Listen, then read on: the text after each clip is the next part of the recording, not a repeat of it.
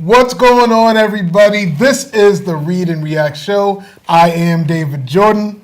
It's your boy, Derrick Henry. And it's your boy, Marcus Lorelike, y'all. And this is your first Black History Month edition of Read and React, man. So you know it's going to be a good one. It can't get any better than this. Black History Month. You have a little Valentine's Day for all the lovers out there. And, of course, it's Super Bowl week. So you know it's going to be a good one. I mean, we might as well jump right into it. We got some thoughts on the Super Bowl. You know, we got some questions. All of our Read and React questions at the end of the show are going to be geared towards the Super Bowl. And so we want you guys to stick on and make sure that you're tuned in for that. But first things first, let's get right to it.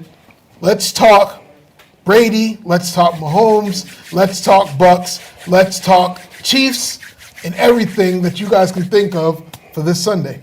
I mean, there's just so many storylines with this, right? I think, we're talking, obviously, Brady Mahomes. This might be the closest thing that we see to, a prime LeBron versus prime Jordan type of, events. Obviously, a lot of people are assuming that, if Mahomes wins this next Super Bowl, he's definitely on the track of being, the greatest of all time. And then, obviously, you're talking about the greatest of all time and Tom Brady, so that matchup is crazy in and of itself. But there's other storylines too, right? I'm thinking of the tight ends, right? At some point, Gronk was considered, the most dominant, player in this league, one of the best tight ends to ever play, and now you're seeing Travis Kelce sort of taking that mantle. Obviously he's been consistent. He's not as dominant in the sense of physical force, although he's a good heck of an athlete himself. But he's very he's shifty. He's got some moves as like a wide receiver, so it's good to see that matchup. Even though Gronk isn't the prime Gronk that he is, but it's just good to see those two tight ends go at it. And then of course obviously the head coaches, right? Bruce Arians. Has always been a great offensive coordinator, but has always been questioned as far as him being a head coach. So he's got a lot to prove.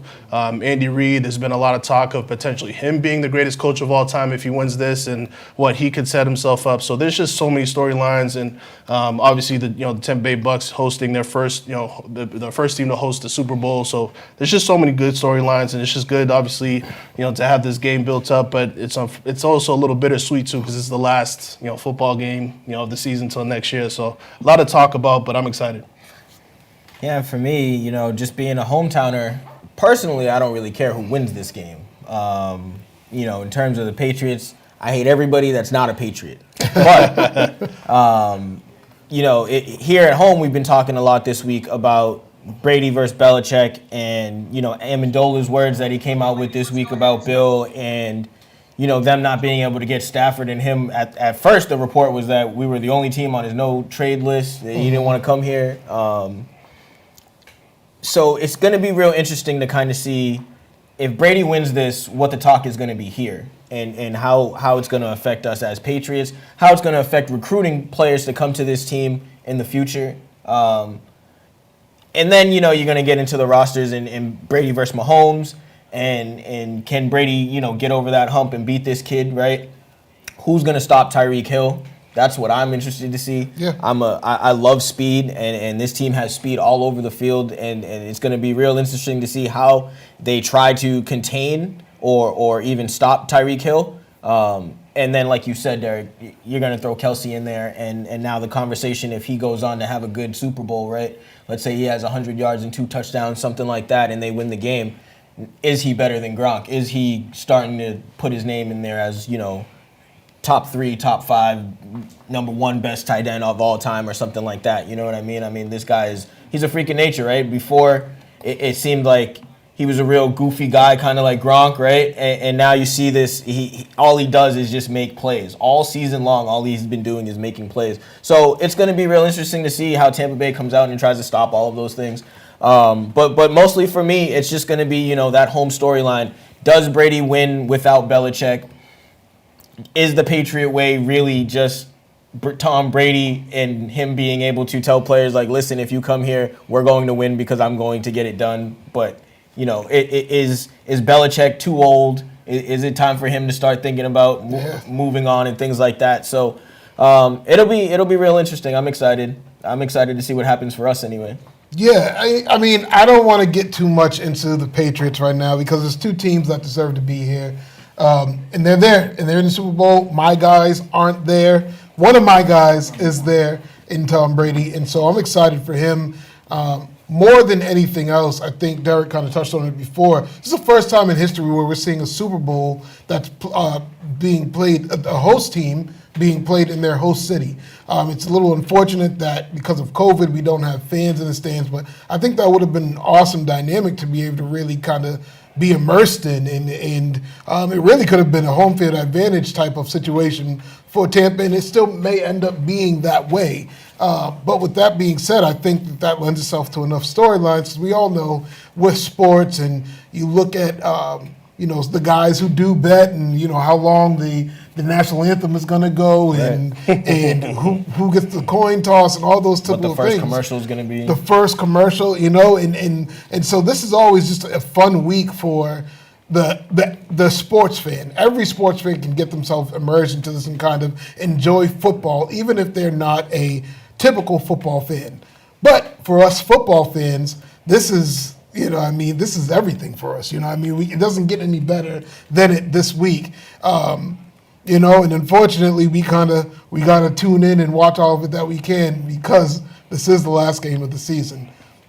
The good part about this, and not that this is NFL related, but Massachusetts high school football was pushed off, and so if you really need some football to tune into, in a couple of weeks we'll be able to follow the MIAA and the high school football teams along their journey in the spring. So special shout out to Scottsboro Sage and the Wayland Warriors, my guys. Golden Tornadoes, let's go.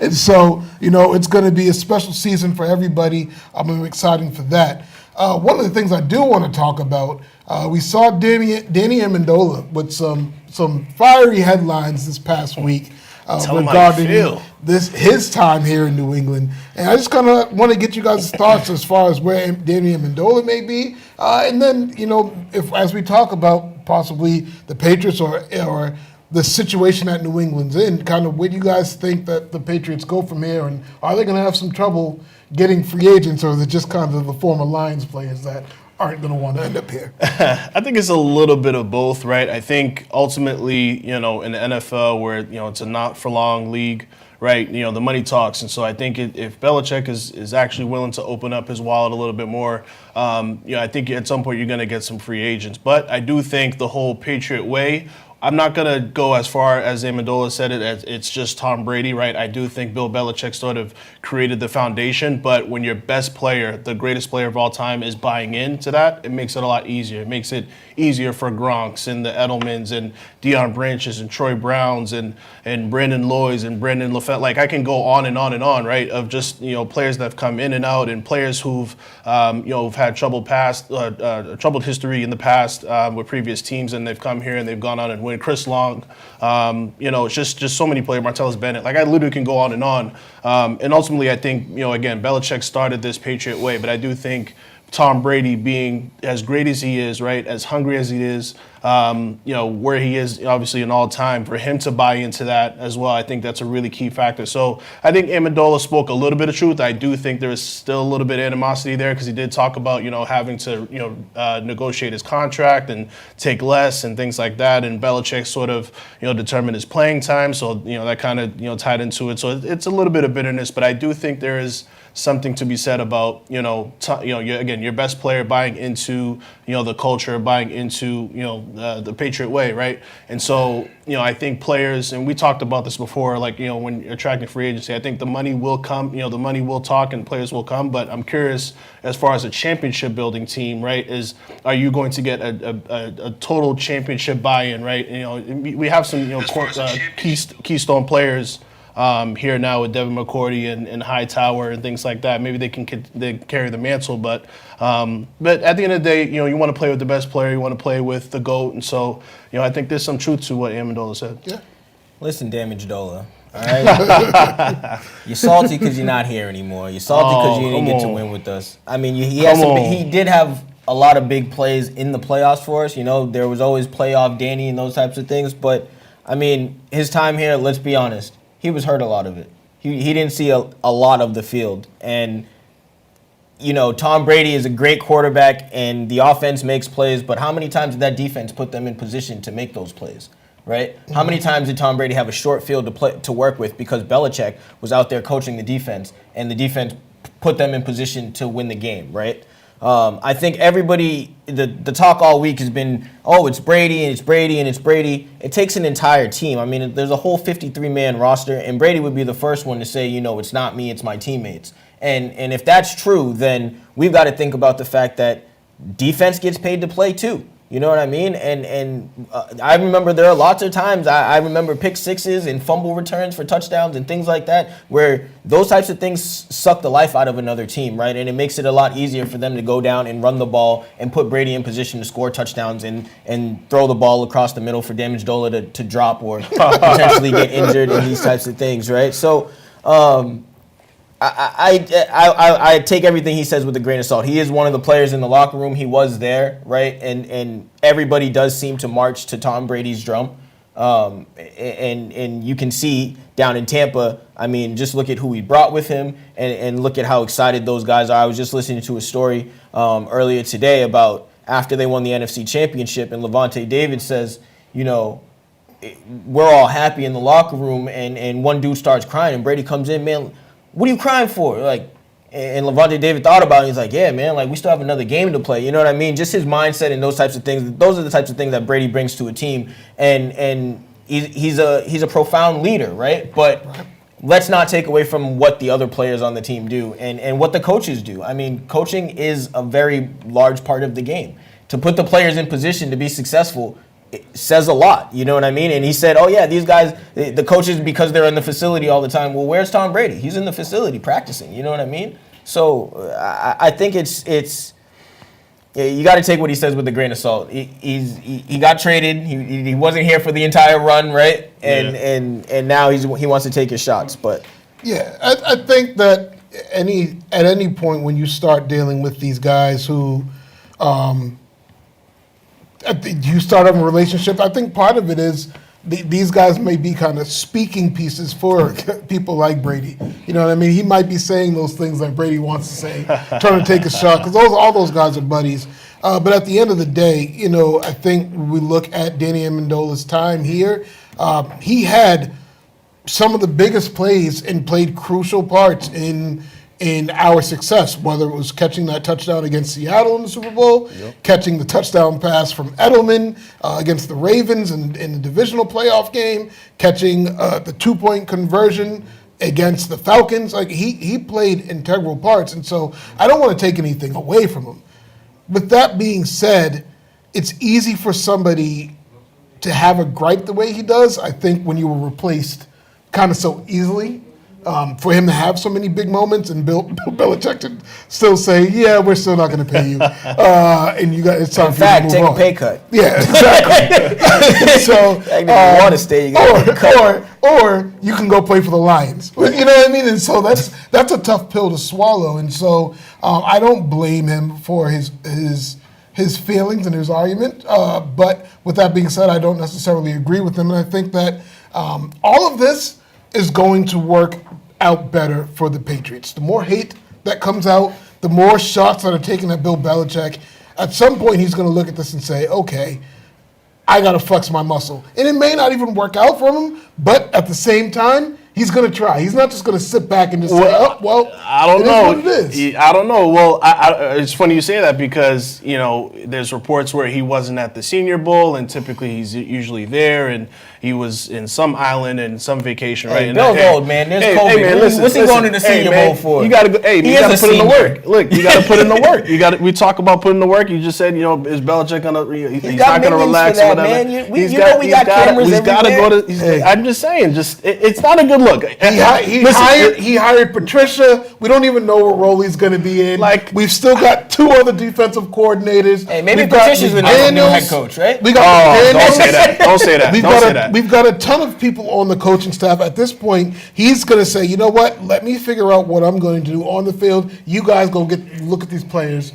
I'll pick it up after that. Well, I mean, we'll see, but I think ultimately, right, as much as we want to say, this is a Brady versus Belichick battle. Yeah. As much as we want, as much as each side wants to downplay it, or everyone wants to say, well, they need one another, things like that. This is clearly what they wanted. This is what Brady wanted. Brady wanted to be able to prove that he can win without Belichick, and Belichick wanted to prove he can win without Brady. Even before this season, right, drafting Jimmy Garoppolo, and then eventually, being reluctant to give Tom Brady a contract. He's always wanted to prove that he can win without, Tom Brady, Belichick. And so to me, I'm not going to hold it too much against him, but at some point, to your point, David, I do hope he sees this and gets motivation and realizes, okay, everyone's, forgetting who I am, forgetting that I am the greatest coach of all time. And so I hope this lights a fire in his butt, but it's not a good start. It's not a good point, right? This whole Brady Belichick battle. Do we really think that Brady really wanted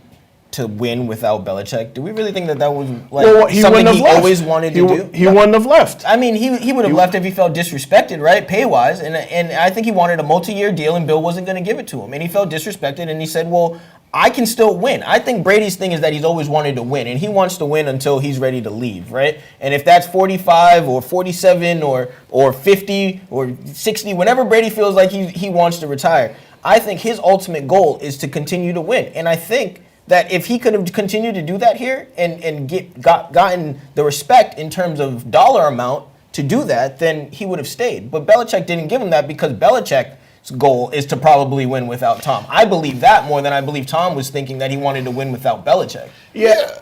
Well, no, go ahead. I don't know. I think sometimes, good things have to come to an end. And so you're looking at 20 years of a run here and a quarterback who's playing at the age of 43, with odds are after the age of 40, you fall off. And so, of course, Belichick, I guess, we always get on Belichick, the GM, but can we really blame him for saying, hey, we got to start moving on and thinking about life after Tom? And so with everybody. He made a decision, and right now, Tom is still playing great. He's had those moments where he does look shaky, but he's still playing great. And I don't blame either party for kind of moving on, but I do think that the way things have shaken out after all the shots that have been taken over the season and kind of the storylines that have come out of this, how everybody's having so much fun in the sun in Tampa, I think that there's a level of kind of, well, now it's not just a amicable split, but it's come to a level of disrespect. And Belichick's got to step up and say, hey, let me flex my muscle a little bit, my senior muscle. I think more so for Belichick, what he needs to prove, Belichick, the GM, needs to prove something, right? I don't think Belichick, the coach, needs to prove anything. I think he's obviously, his record and things like that and his success speaks for itself. But Belichick, the GM, needs to prove it because, you take a look at the last, 3, 4, 5, draft classes. It hasn't been great, right? Kyle Duggar, let's see, he might become a thing. Chase Winovich might be something.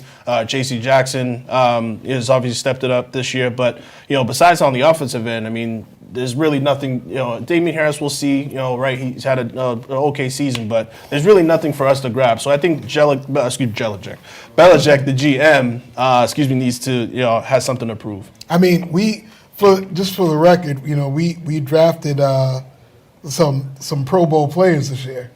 So let's just put that out there. Just gonna put that out there. That don't count. Let's not start. He's talking about the punter. We've got Pro Bowlers. We got returners. I mean, punting is a huge part of the game, but huge part of. Come on, I'm not going to sit here and brag about a punter, man. The special forces. Yeah. Gunnar Olszewski. The gun show. He was an all-star. You know what I mean? What can you do? We got to move on a little bit, but staying on topic with the NFL. Right before the Super Bowl, we get to have the opportunity to talk about the best players and coaches from the league this year, as we'll get the NFL honors this coming Saturday. And so we're just going to go down the list, and maybe we'll start from top to bottom and finish with MVP. And so I just want to get you guys' thoughts here on who you think should be. Let's go with Coach of the Year.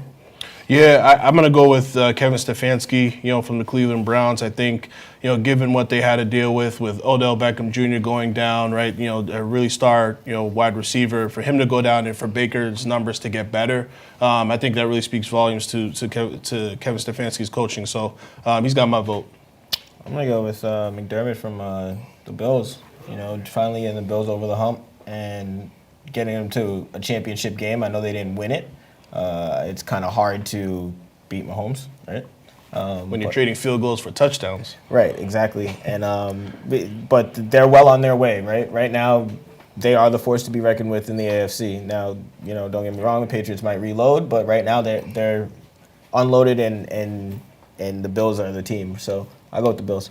Yeah, I just can't look past Kevin Stefanski as well. I think that you look at what he did with the Browns, getting them to the playoffs for the first time in years, and even getting them to upset a divisional rival.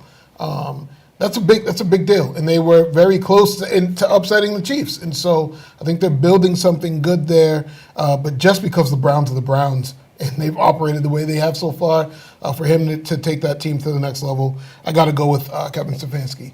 So let's go with comeback player of the year. Oh, man. This is tough. I mean, well, actually, no, it isn't tough. I think it was tough in the beginning because I had Ben Roethlisberger, but I think the only right answer is Alex Smith. I mean, the surgeries that he's went through, and if anybody hasn't seen the Project 11 on ESPN, I definitely recommend to see it and see the journey that he's gone through.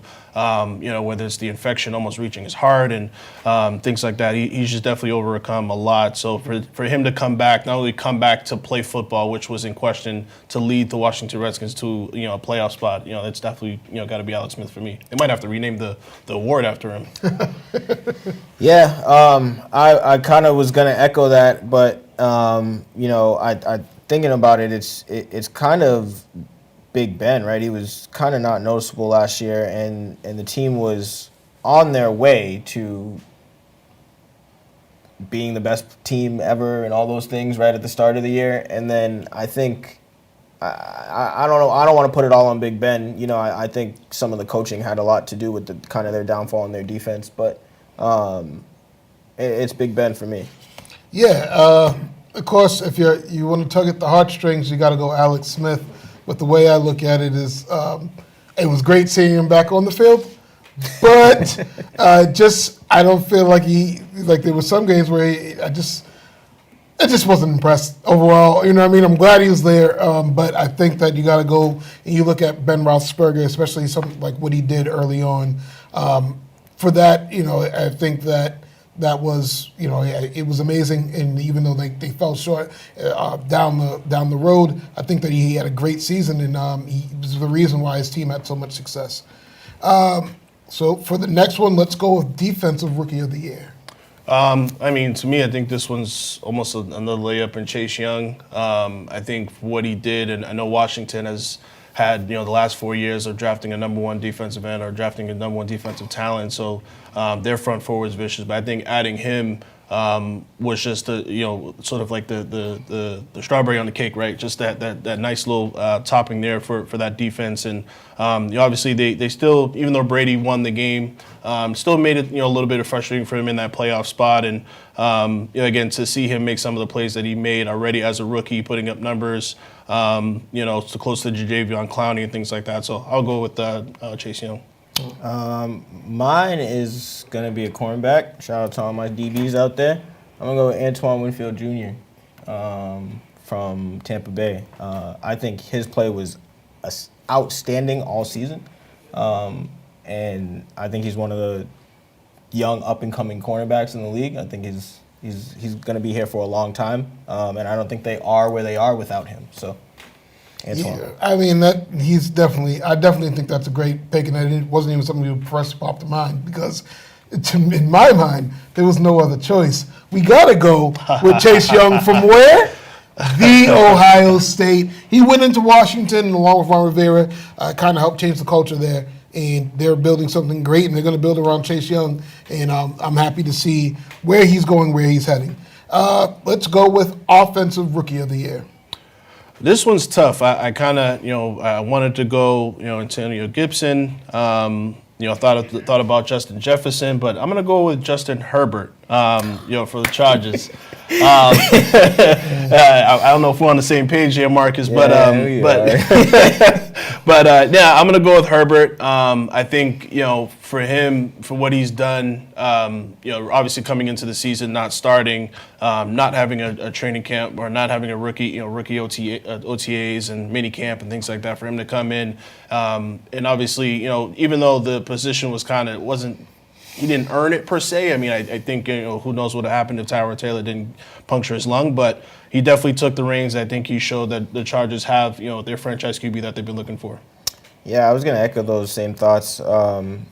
He was remarkable this season for a young kid coming out of college, never taking a snap under center, right, in his whole college career, and just coming out and slinging the ball all over the field. I just thought that if they hadn't had so many injuries on defense, that they would have been able to kind of, win a lot of those close games that they were in all season. I mean, they went to overtime a couple of times. They took the Chiefs to overtime early in the season too. And if the ball just drops a different way, then Justin Herbert, we're sitting here talking about him potentially in the Super Bowl, right? And being one of the young great quarterbacks coming up. So it's Justin Herbert for me. I just thought the kid balled all season. Yeah, I'm going to go with Justin Jefferson. I think that he absolutely lived up to all standards with Stephon Diggs being traded out of Minnesota and heading towards to Buffalo this year. There was that void there, and you looked at the Vikings offense and everything that they had. They thought they were going to be very run heavy. Of course, they've had a list. They had some good wide receivers there, but Justin Jefferson came in, and not only did he fill the void, I think he kind of he set himself up to be one of the one of the best rookie seasons for a wide receiver, probably since we're looking at maybe a Randy Moss. And so when you get co-signed by one Randy Moss, that's big in itself. And I think that you're looking at someone who might be one of the next big name receivers. He might be one of the guys we're looking at, 3 or 4 years down the road, and we're putting him in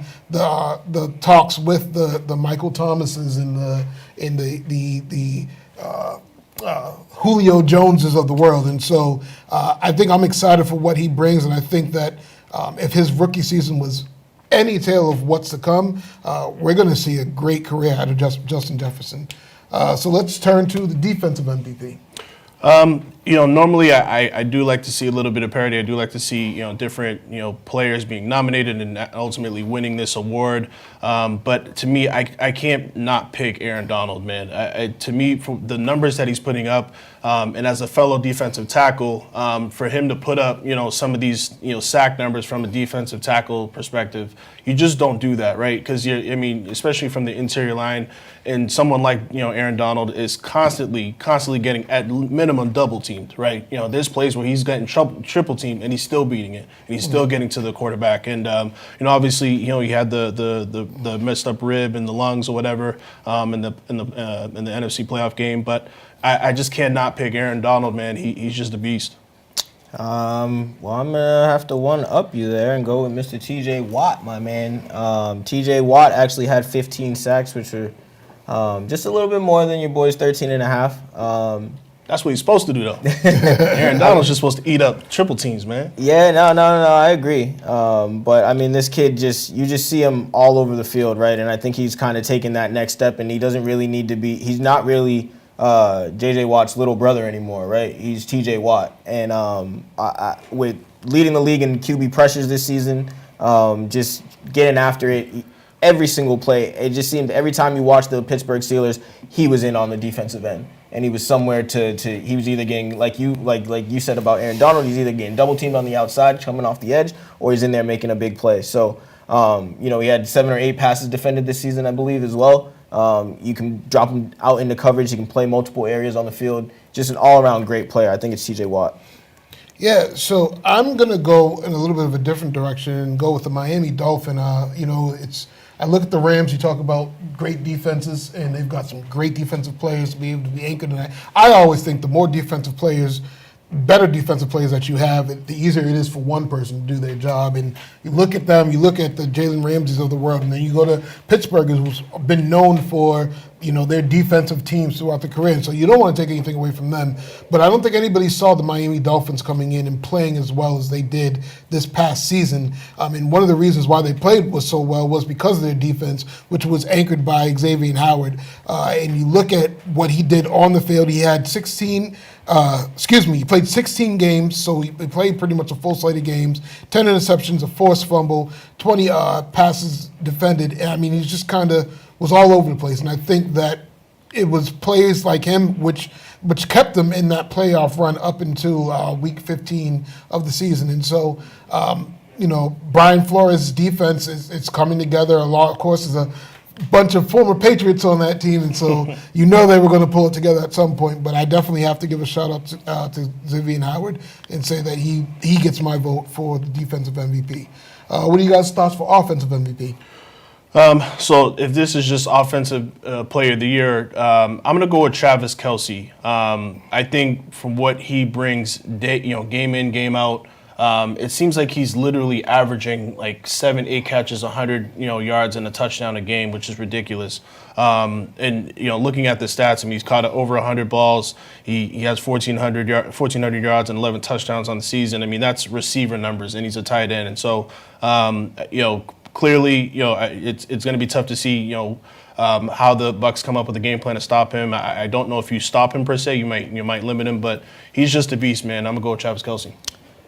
For me, if we're talking offensive most valuable player and like which team couldn't survive with this player the most, I would go with Alvin Kamara from the New Orleans Saints. He just had a remarkable season. I think he tied Henry for the league lead in touchdowns this year. 6 of those coming in one game, right? Just an all-around great player. He can catch the ball out of the backfield. He was on my fantasy team and just kind of did everything for me all season. And without him, I don't think the Saints get anywhere close to where they were this season. He was kind of the glue that team needed when Hill took over at quarterback for Breeze when he went down and those types of things.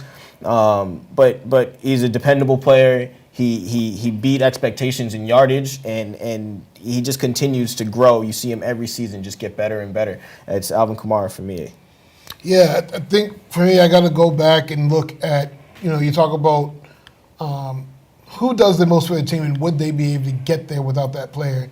And I look at, again, you look at Derrick Henry and what he did down in Tennessee, and that team, they're not the same team without Derrick Henry. They're able to do what they do because of Derrick Henry. And you look at his stats, and you talk about, I know you talk about being tied for the league lead in touchdowns with Kamara, but he's literally every game just carrying the boatload.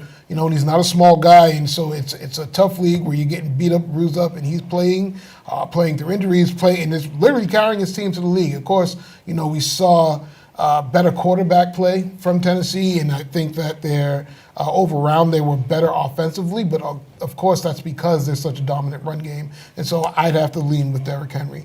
And of course, let's get to the best one of all, your league MVP. Yeah, this is so weird that they give these awards right after the Super Bowl, because the pick that I'm about to pick, it wouldn't make sense just based off the results. But I'm gonna go with Aaron Rodgers. 48 touchdowns, only 5 interceptions. I mean, that is such a crazy touchdown to interception ratio. I mean, there's quarterbacks who can probably throw 5 interceptions in a game or in a quarter, right? I mean, Brady almost did it. So it's just amazing, how he never really turns the ball over. Obviously it's kind of stinks to see Matt LaFleur maybe not keep the offense out and try to get Aaron Rodgers in there into the end zone late in the game. But he was just that connection with him and Devontae Adams is just second to none. And all the other receivers around him, it seems like they kind of recycle those receivers, whether you're talking Valdez Scantling or Jeff Land or whoever the case is. I don't even know who the other receivers are, but it's what he did from a quarterback's perspective. It's just something to be marveled at. Yeah, I mean, it's hard to go against anybody other than Aaron Rodgers this year. unbelievable play. Who was Robert Tonyan until Aaron Rodgers threw him 5 or 10 touchdowns this season, something like that? Yep. You know what I mean? It's just year in and year out, he's throwing to somebody new, and he just doesn't lose a beat. He doesn't miss a step. Devontae Adams has elevated his game to be one of the best receivers in the league because Aaron Rodgers puts the ball on a dime all the time for this guy. You know what I mean? And those two just seem to have such a great connection. Aaron Rodgers seems to be able to make any play inside and outside of the box. He's just all around probably the second best quarterback in the league. You know, Brady is who he is, but Aaron Rodgers is a close second. So, and I don't really see signs of him slowing down. You know, the Packers took Jordan Love this year in the first round and kind of confused everybody as to which direction their team was really going. And, you know, a coach does that, at least from our understanding here at home in New England, a coach does that when they are ready to get rid of their quarterback or they see a decline, right? Or they want to try to... And I just think it was the wrong move for them. They should have went in a different direction and get this guy some help so they could be in the Super Bowl this year. But Aaron Rodgers. Yeah, and so I got to piggyback off of that. Aaron Rodgers was the reason why Green Bay made it to the NFC Championship. He may have been the reason why they actually lost as well, but that's another that's another statement for another day. And I think that the look at the season that he had, and I compare it to last season. We talk about Aaron Rodgers. He came off that injury. Everybody's saying that he's fallen off. He's not the same quarterback that he used to be. And he comes out and he literally he had an MVP caliber season. And I don't want to take anything away from Patrick Mahomes, but in all of Patrick Mahomes' greatness, you know, when you have the Kelseys of the world, when you have the Cheetahs of the world, where you're playing with two great running backs that you have in Le'Veon Bell and Clyde Edwards-Helaire, and your offense is kind of set, it makes things easier. Not to say that Mahomes doesn't have to do what he has to do, but he's got great players to go with him. Outside of Devontae Adams, you know, Rodgers is really just trying to figure things out as they come, and he did it. And he got his team as far as they could go. They should have won that game and be playing for a championship now, but Brady is the GOAT because he is the GOAT. And, you know, and so he ran into Brady just as so many others have, and, you know, it just happened to happen. So with that being said, you have our picks. We'll see how they line up this coming Saturday. We kind of spent a lot of time on football. That was 35 minutes. Super Bowl week, so I guess it's only right. But now that means we're up against the clock for some NBA talk. And so we're going to switch gears really quickly and talk about the NBA this season. And so we saw last night the Celtics came in. I think they had dropped 4 or 5 of their last 7, and they finally picked up a good, solid win over the Golden State Warriors. And so we can talk a little bit about what we saw from the Celtics as well as what we're seeing around the league, because I know that you guys saw Dame Lillard the other night pulling off the upset win. I know you guys saw the Brooklyn Nets getting upset the other night. And so talk to me. Just give me some thoughts. Yeah, I mean, you know, from a Celtics perspective, you know, Marcus Smart, you know, injuring his calf, glad to see that's nothing serious. You know, you feared for the worst, you know, especially when there's those non-contact injuries. Just glad they didn't grab for the ankle or grab for the Achilles. So obviously just thankful it's not season ending. That said, it's definitely going to be tough because obviously he's their glue guy defensively, right? Yeah. He's the one who brings that energy on the defensive end. And so, you know, without him, you know, who's really going to be that tone setter, right? You would hope that it's Tristan Thompson. You know, that's why you kind of brought him in, you know, to be the anchor of the defense. But, you know, he's kind of had an inconsistent season. Jeff Teague, you know, off the bench, you would hope he'd give at least a little bit more than what Wanamaker was giving you last year. And he's been a little inconsistent, but all else fails, you got Jaylen Brown, you got Jason Tatum, man. There you go. You know, when you got those two guys who are both putting up 26, 27 a game, 5 rebounds and 3 assists a game and shooting, you know, as efficient as they both are, again, you always have at least a shooter's chance, right? No pun intended. So, but there's definitely some work that needs to be done. I think Danny Ainge needs to realize, you know, he needs to make a move, especially for this bench. I mean, we've thrown out constant names, whether it's, you know, now J.J. Redick's being thrown out there, P.J. Tucker, you know, is a possibility, Lonzo Ball, which I'm not a fan of Lonzo Ball, but, you know, at some point we definitely need to make a move because, as great as Tatum and Brown are, it's almost a little unfair to put everything on those guys. And I know we have Kemba Walker too, but he's kind of getting into the thick of things. We don't know how much of his knee is going to hold up. So there's definitely a lot of interesting. It's a good, at least a solid win. They were able to pull it out last night, but they definitely need to make something to shore up that bench, especially if, not knowing how long Marcus Smart's going to be out. Yeah, man, and just watching around the league for me, watching the Brooklyn Nets do what the Brooklyn Nets have been doing, even though they've been getting upset, it's just game after game they're putting up 130, 140 points a game, you know what I mean? And the Celtics, we have a good team, but we need Kemba to really step up after what I've seen over the past couple of games, you know what I'm saying? And if Tatum and Brown are kind of excelling to where we want them to be and kind of doing what we expect him to do this season, but Kemba, I know he's been hurt and he's trying to get into the flow and he kind of missed the preseason and those things, right? So maybe it might take a month, maybe it might take 2 months for him to get into game shape and those types of things, but we kind of really need him to do those things right now, right? If we want to compete. And so for me, it's just where are we going to get those other baskets? Where are we going to get those other points? With Smart down, with our guard position kind of banged up right now, we're asking a lot for Tatum and Brown to kind of carry us. I know we expect them to do that, but everybody needs help, right? Especially when you're going against a Kyrie, a Kevin Durant, and a James Harden, right?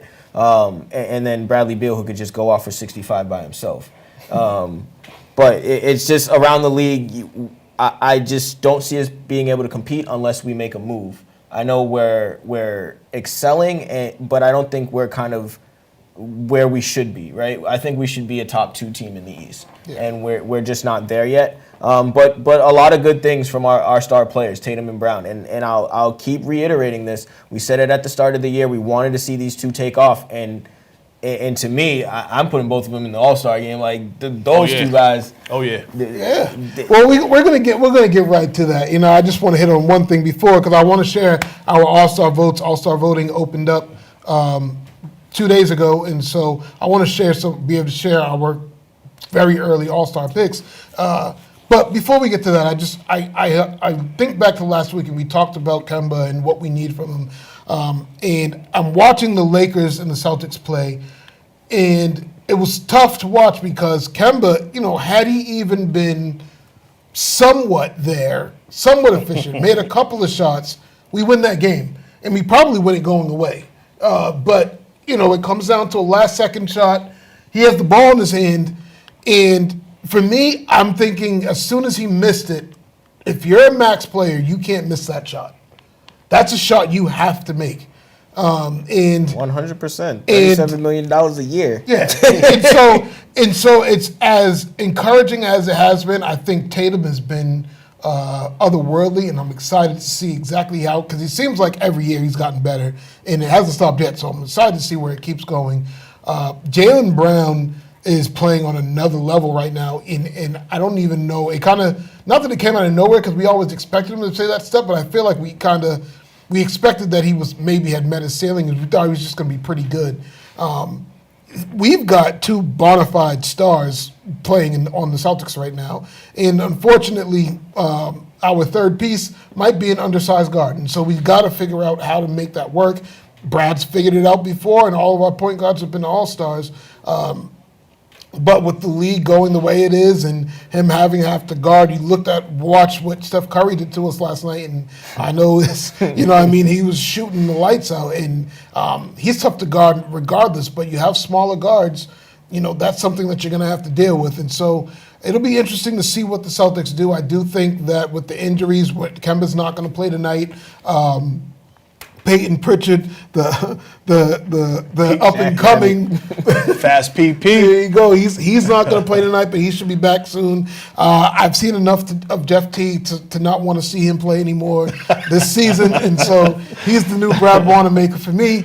And and so and I'm not happy with the production I've gotten out of Tristan Thompson so far. I thought he would be much better, and so I'm hoping that the Celtics can be better because they've got to figure out how to slow down the Brooklyns of the world, and they've got to have an answer for Philly and the Bucks. And so we'll see what happens. while we're up against the clock, I know we just want to spend a couple more minutes on the All-Star voting. I know we have a graphic, so hopefully you guys will be able to see it in the back. And I can start it off if you want. The first one, it says David J's All-Star voting. I had thrown in a couple guys. I think my homer got the best of me. But I want to start in the West Coast anyway, so we'll go there. I've had Damian Lillard, who's carrying his team. He deserves. He's probably the sole reason why Portland is where they are right now. Kawhi Leonard, Jokic, of course LeBron James, who's still doing it in his umpteenth year in the league, is still just otherworldly. And Luka Doncic, who's carrying a struggling Mavs team, but his numbers have just been crazy. And so I couldn't justify putting in Bradley Beal on a struggling Wizards team and not doing the same for Doncic. He's doing all he can. And so if we want to stick with that and we go out to the East, Bradley Beal and Jaylen Brown in your front court, and then in the back court, I had Joel Embiid, Kevin Durant, and of course Jason Tatum, because those two have been amazing. You'll notice that Giannis Antetokounmpo, man, that kicks my behind every time. Antetokounmpo. Greek freak. Yeah, Greek freak. the Greek freak is missing, and he's I can only pick three guys for the front court right now, and I've seen enough of Milwaukee's struggles to say I'm going to leave him off of the starter list for now, but that could go either way. Yeah, so as far as my picks, I think for the West, I'm very similar to everybody except Curry. Luka Doncic is putting up ridiculous numbers, but Steph Curry literally needs to score 30 points or more, to give the Warriors a chance. In case in point, last night. And so, to me, I give the slight nod there to Curry. I feel like, he's been disrespected.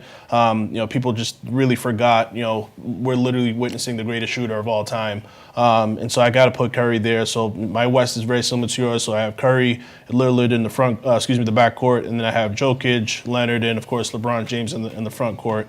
For the East, very similar to your backcourt, I did have Bradley Beal in there. I know it was tough. I know a lot of people are going to say the Wizards aren't great, but he's putting up literally historical numbers, and so I got to put Bradley Beal. Definitely got to put Jaylen Brown in there. I think he's been the best Celtics player this year. I think he's the Celtics MVP, consistent. Obviously, with Jason Tatum dealing with COVID, he really stepped it up in a lot of those games, and so I put them there. My front court is Kevin Durant, literally just a freak of nature. Just his efficiency is just off the charts. We could probably have a debate. I have him as my top 10 player of all time. So that's that. We could talk about that another time. But yeah, I have Joel Embiid in there. I think he's a front, runner as far as MVP. He seems motivated. We'll see how long it lasts, but he seems motivated. He's putting up, big numbers, 28 and 11. And I know you kept out Greek Freak. I actually put him in there. I would have, put Jason Tatum. I didn't want to be that homer. He did miss a couple of games with COVID, not his fault, but I did put Greek Freak in there. Gotcha. We all get to make our own choices, and mine are very similar to what you guys have said already. In my front court in the West, I've got the Joker and LeBron, and that's followed up with Kawhi. It's just hard not to put those three out there right now. Dame Dollar, for the guard position, and it's hard not to put. I know Doncic is good and on a bad team or a team that's underperforming, right? But Steph Curry the Warriors aren't there without him, and he's lights out in terms of shooting. And I think he's going to surpass Ray Allen soon in three-pointers. I think. We don't say that name here. Sorry. We'll call him Shuttlesworth, right? But I just think he's an all-around just remarkable shooter, and it was hard for me to leave him off my list. Moving east, you talked about Bradley Beal. I can most certainly not feel bad about any other player and put him on my list because Bradley Beal is just balling. His team is garbage and he needs to leave immediately and get somewhere where he can win a championship because his talent is being wasted. I follow that up with Jaylen Brown, like you said, Derek. I think that he's been the best Celtic all season, and I think he's kind of elevated his game to the next level that we've been talking about. It's hard for me to leave Embiid and Durant off this list as well. Embiid has just kind of been, taking that next step that everybody except for Celtics fans would like to see. But he is kind of stepping up and carrying that Philly team, especially under the coaching with Doc, and it just seems to be kind of working where we kind of thought he might be out of there or looking to be traded, after last season and things like that. And Durant, Kevin Durant is just... It's KD. Yeah, he's KD. He's KD. Right. And, Top 10 all time. And then, between the other position, you guys said Giannis or Tatum, and I went with Tatum. You know what I mean? I can't leave Tatum off this list. He's taking his game to the next level, and he's a lot younger than a lot of these other players, right? Mm-hmm. And so I can only expect him to get greater and greater, and he just, minus the COVID, I know that's not his fault, and he shouldn't have that strike against him because it's something that he couldn't really control. So I'm going to put Tatum in there. So that's my list, guys. Yeah. So just one thing I wanted to hit on, and I know we talked about KD. I want you guys to just keep in mind, KD's also coming off this injury. And so we didn't know what KD we were going to get back. And to see him playing at the level he has been and just kind of carrying that team, that's a bad man. And I think we got to start putting a little bit more respect on his name than we have been. I know they talk about the decision to go to Golden State and whatever that reason was, be that as it may, Kevin Durant has always still been Kevin Durant. Even with playing with those great plays, he still averages his numbers. He's an easy money sniper. You know what I mean? That's just who he is. And so we got to respect him a little bit more. And one quick note, I think it's tough to look at Bradley Beal. We watched that Brooklyn game, and I saw him come back. And as great as he played in the second half, I watched, and there's some clips out there, maybe we'll throw it on for the show next week, where Bradley Beal was the most uninterested person in playing basketball for a whole half. And so those type of things for me, and I understand the situation, I feel for him, but does that warrant an all-star? Is that all-star behavior? Can we say, hey, you should be in this position where you literally don't even want to play? Yes, 100%. 100%. You can't put out 60 points and lose the game, man. 55 points and lose the game. 45 points and lose the game. You know what I'm saying? And he just has no help. They traded away his boy John Wall, and Westbrook's been great, but I mean, that was a dynamic that sometimes you don't look at McCollum and Lillard, right? How many times has it been talked about that McCollum might be out of that they might trade him for another piece? Like, they're not trading those two guards, man. You know what I mean? Like, you don't break that kind of relationship up. And I know Wall wasn't really playing, but I mean, he's doing his thing down in Houston. He's kind of making a case for, still trying to be in the conversation of one of the top point guards in the league and those types of things. So it's real hard for me to look at Bradley Beal and be like, man, you should be interested playing with this team. After watching what Harden did in Houston, right, and just being like, yo, I want out. I don't care how good this team is, and I don't care how good you think I am. Trade me for whatever you're going to trade me for, and I want out. Simple as that. And he's not doing that, right? So at least it was close. It was close. He's close. He just didn't pack on the pounds, but he was close.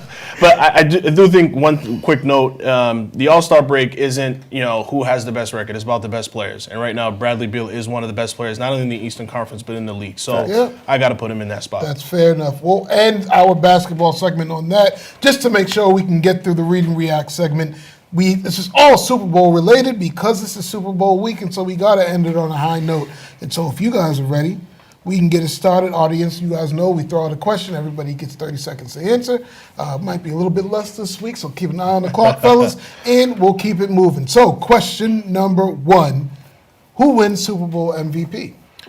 Man, I'm trying not to say this with my heart, but I'm going to say it with my heart. I'm going to go with TB12. I think he plays lights out. I think he knows what's at stake. I'm going to go with TB12. I think always in these games, it's always somebody that you don't really expect. And for me, I'm going to go with the Cheetah. I think he's just going to have a remarkable game. I just don't see anybody slowing him down. If he gets anything close to some of the numbers he put up this season, MVP. Yeah, I'm actually going to go a little unorthodox. I'm going to go with Ronald Jones. I think that for Tampa Bay to be able to win this game, they're going to have to be able to control the clock. They're going to be able to run the ball. And I think that this is going to be his week. He's going to have a big week. And I think it comes back to him. He's going to end up winning the MVP. What is well, I guess the only proper question to follow up with that would be, who do you have win? We'll say that for last. I don't know what I want to do. What is your favorite Super Bowl moment?